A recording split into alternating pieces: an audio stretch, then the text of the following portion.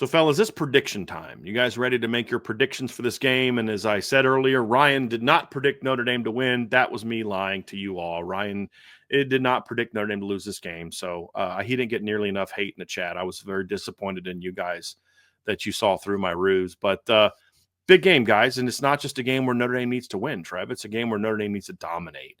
And so we'll kick things off with you. Give your your score prediction. Tell us how you see the game playing out. Yeah, my score prediction for this one's 42-6, Notre Dame. I think they just pick up where they left off. Notre Dame's hot right now. I mean, as a team, over their last 4 games, they're averaging 45.8 points per game. In 3 of those games, they've been closer, if not over, to scoring 50 than they have been to 40 as a team. So, and again, with their defense, like we just got done talking about, I think Virginia's going to have a really hard time moving the ball, especially if Notre Dame's defense comes out and starts fast like we hope that they do. But, Brian, I was telling you before the show, I think this might be one of the best offensive performances Notre Dame has in the first half.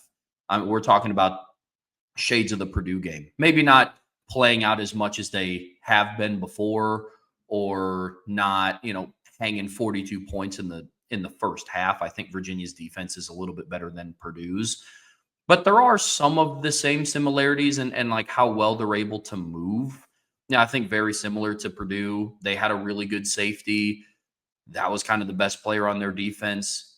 Virginia has a really good safety. That's the best player on their defense. So I see a lot of similarities there. But I think overall, you're just going to see a very clean and efficient game from Notre Dame. No turnovers, limited drops, if any. Yeah, I think Riley Leonard is pretty dialed on offense. I think he's hitting the throws that he needs to, because I think, the coaching staff knows that you have to focus on the opportunity at hand. They do also know what's on the back half of the burner for them in this 4-game stretch, and they do have a very physical game coming up. So you compound that with senior day, and you're going to want to get some of the guys in that don't necessarily get a lot of time. So I think Notre Dame's going to try to put this one away early. I think Virginia has a tough time getting the ball anywhere remotely close to the red zone in the first 2.5 quarters. I really do. So give me your score again, Trev. You said 42-6? 42-6. 42-6. Okay. So if the game plays out the way that you think it will, give me your game balls for the Notre Dame offense. Yeah, game ball on offense, I think, is going to go to Mitchell Evans. I think last game is real. Sometimes when you're an athlete like that, kind of using a basketball analogy here, sometimes you just have to see some go in. Sometimes you just have to see some go through the hoop, and I think that's what happened to Mitchell Evans last week. I do. Sometimes you need that performance that goes out and shows you. It's like, yo, I am still him. I am still that guy. I have that capability, and I think he's a matchup nightmare for this Virginia defense. So I think Mitchell Evans has his best game of the season from a yards and receptions standpoint. So he gets the offensive game ball for me. Just to give you guys a heads up, Ryan's internet just went out. So I don't know that he's going to be able to come back because he's got to go pick up his daughter here pretty soon. But I'm going to ask him what his prediction was, and we'll get to this here real quick. So Mitchell Evans on offense, and you kind of mentioned it too. We were very hard on Mitchell Evans middle of the season because his attitude wasn't right. He wasn't playing fast. And it wasn't just, oh, he's coming back from injury. There was clearly some sort of something there. And I don't know how it got fixed or whatever, but he has certainly played with a different demeanor, different attitude, different speed. And you can tell that Mike Denbrock is returning the favor by, okay, now you've given me reason to say, hey, listen, this is what we're going to game plan to get you the ball more. And I think that was a big one. Defensively, who gets your game ball? I'm going to give it to Leonard Moore. I think this is going to be his first true big test. I think that Calandri is going to really try and force some things to Malachi Fields. You see Leonard Moore with his length matching up really well with how long Malachi Fields is and how well he plays in the boundary. I think he's going to be a difference maker in the secondary. I was going back and forth, and if I wanted to give it to a defensive lineman again, because I think Leonard Moore has had opportunities to show how good he is in coverage. The quarterback just hasn't been able to get the football off, if I'm being 100% honest with you. So I could see more of the same, but this kind of feels like a Leonard Moore coming out party, similar to how I brought up Bryce Young earlier. But for game ball on defense, I'm going to go with the true freshman Leonard Moore. I dig it. I just got a text. So Ryan's prediction for the game is 41-17. He has Florida State scoring a late touchdown against the Notre Dame backups, is what he said. So his game ball on offense, he says Riley Leonard has a big game, and his defensive game ball was the same as yours, Trevor. He said he went with Leonard Moore. So good pick by the two of you. What's the thing, Trev, that concerns you most about if Notre Dame doesn't win convincingly, doesn't cover the spread? What's the one or two things that you'd say you're most concerned about that could factor into that type of result?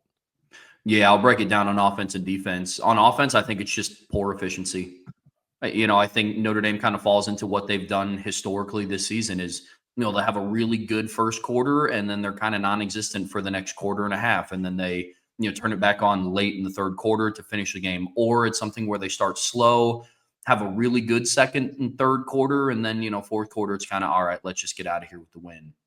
Yeah. So I think offensive inefficiency is what could plague them from putting up the amount of points that they could. Kind of like Georgia. I mean, it sounds a lot like Georgia Tech. Mm-hmm. Yeah. Sounds a lot like that game where they were clearly the better team. Clearly, we're not going to lose, but just didn't put them away. And that's what's looking back is even more frustrating about that game, because now with them beating Miami, imagine if you could have put another touchdown or two on the board against that team and beat them the way you should have. So yeah, I dig that one. I'm with you on that one. Yep. And then on defense, we talked about it, but it's just chunk plays. They're not disciplined. They're not trusting their instincts. They're giving up backside wheels to Xavier Brown in the backfield. They're giving up backside reads to Calandria, in the running game. But outside of that, those would be the two things for me. So here's my prediction for the game. I think this is going to be a continuance of what we've seen for the last 7 weeks. I mean, this isn't me saying, boy, I just feel really good about this game. It's just, look, this is what they've done for the last 7 weeks. They dominate inferior opponents, and Virginia's an inferior opponent. So, I think that they kind of continue that in this game. My prediction is 45-10. I'm actually asking Bill a quick question here real quick.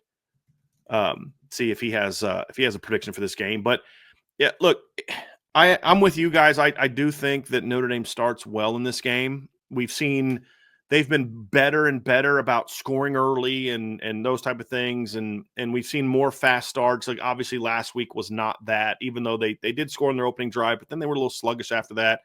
I think they shake off the rust and look a lot more like they did in the second half, which is just you get the ball and you score. You get the ball and you score.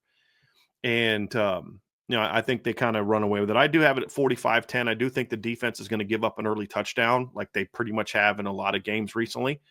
And so I think that we'll see that, and then they'll get a field goal in the second half at some point in time. So I'm going with I'm going to bring you in here now and let you just quickly give that. Bill Bender joining us, everybody. Thanks, Bill. We're going to actually bring you into the Notre Dame show here for a minute, Bill. But that's how I see it, Trev. I see Notre Dame being able to hit big plays in the pass game. I think Riley has his best passing game of the season. And just no one's been able to move the ball and score in this Notre Dame defense. And I just don't see Virginia being the team where that all of a sudden happens. And so I'm going 45-10. My game ball on offense, I'm going with Riley Leonard. Like I just said, I think now the only exception be is if you're Mitchell Evans, some receiver has a monster day as part of his big passing game, then I could see that kind of standing out.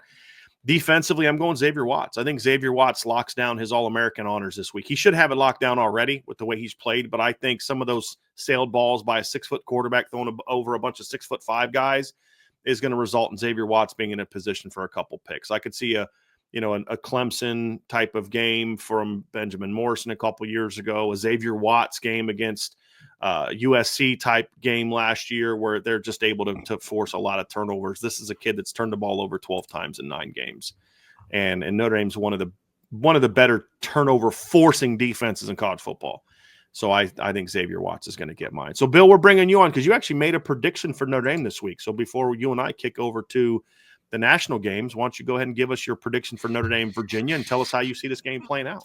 Notre Dame, when they're favored by 20 or more, is tough. I mean, they're 2-2 against the spread this season doing it. So they're either going to come out and do what you guys were saying or they won't. And I got it at 42-17, right around the line. This is a defense that's been really good. The last 4 weeks, Notre Dame's played as good as anybody on that side of the ball and, continues to trudge on. Some would argue, well, they're beating up on ACC teams, but they're beating up on teams is the important thing to me. And I'll go Irish 42-17. They built some momentum, and Army's next week, right?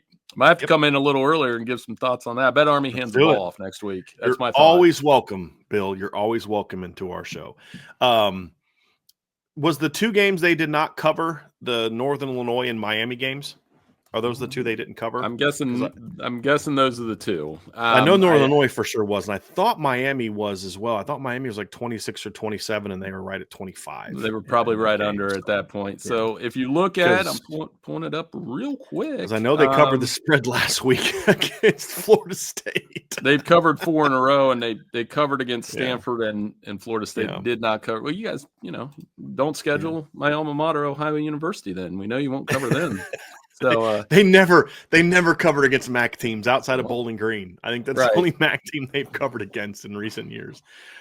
So there you go. So there we go, guys. Bill, you have your prediction 42-17. Trevor, you went 42-6.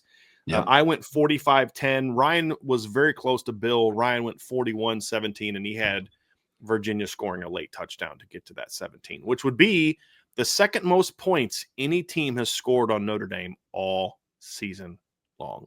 Think about that. In week 10, they give up 17 points, and it's the second most points they've allowed in a game all season. That is a level of dominance we haven't seen in a while in South Bend, guys. There's no question about it. So, Trev, great stuff today. Thank you for being with us. Trev is going to have some basketball stuff coming up. Notre Dame's going to have a nice little Big East revival this weekend when they head down to Washington, D.C. to play. It's on the road, right? It is down in D.C., correct? It's on the road. The Georgetown Hoyas. So an old school Big East rivalry game from back in the day. Trev will have something on that. And, of course, this weekend we'll have tons of coverage about the big matchups for Notre Dame and what they're going to do against Virginia. So, Trev, thanks for being with me, man. Talk to you guys again here soon on the Irish Breakdown Podcast.